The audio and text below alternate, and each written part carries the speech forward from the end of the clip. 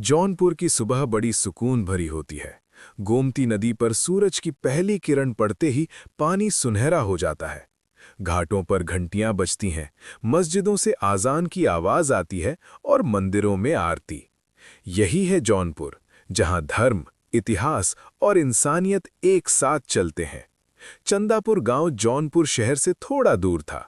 कच्ची गलियां, मिट्टी के घर, पीपल का पेड़ और एक पुराना कुआं।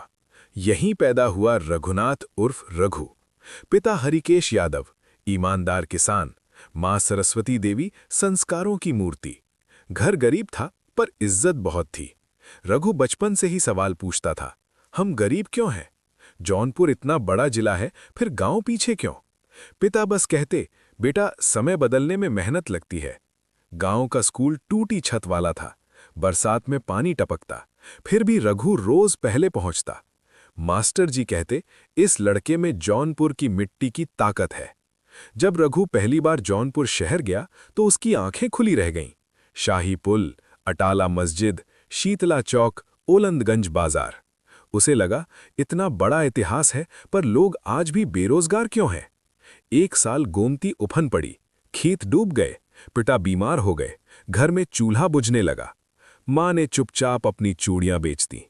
रघु ने पढ़ाई छोड़ दी। वो शहर में काम ढूंढने निकल पड़ा। ओलंदगंज में एक चाय की दुकान मिली। दिन भर एक चाय, 2 बिस्कुट।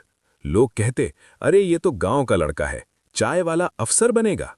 हर शब्द तीर की तरह लगता। एक रात रघु गोमती किनारे रोया।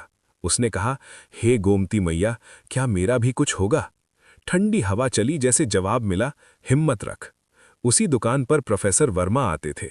उन्होंने रघु को किताब देते हुए कहा, संघर्ष जौनपुर का स्वभाव है। यहीं से असली कहानी शुरू हुई।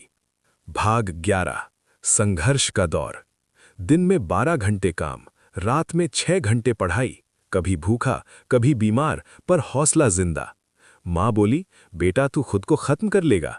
रघु बोला, माँ अगर मैं थक गया तो जौनपुर कैसे बदलेगा?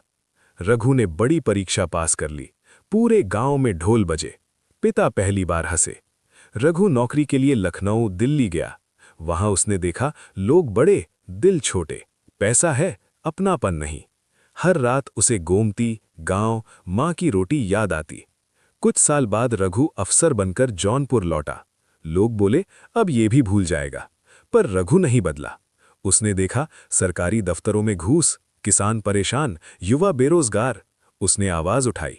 नेताओं ने धमकाया, ज्यादा सीधा मत बनो, पर रघु डटा रहा। नया स्कूल, पक्का रास्ता, महिला स्वयं सहायता समूह, चंदापुर मिसाल बन गया। फिर गोमती उफनी। रघु खुद पानी में उतरा, बच्चों बूढ़ों को बचाया। अटाला मस्जिद से अनाउंसमेंट, मंदिरों में लंगर, सब एक साथ। यही जौनपुर था। सरकार ने सम्मान दिया, जौनपुर गौरव। रघु ने कहा, मैं नहीं, मेरी मिट्टी महान है। अंत, जौनपुर की पहचान। आज रघु वही साधारण इंसान है। वो कहता है, अगर जौनपुर बदल सकता है तो हर गांव बदल सकता है।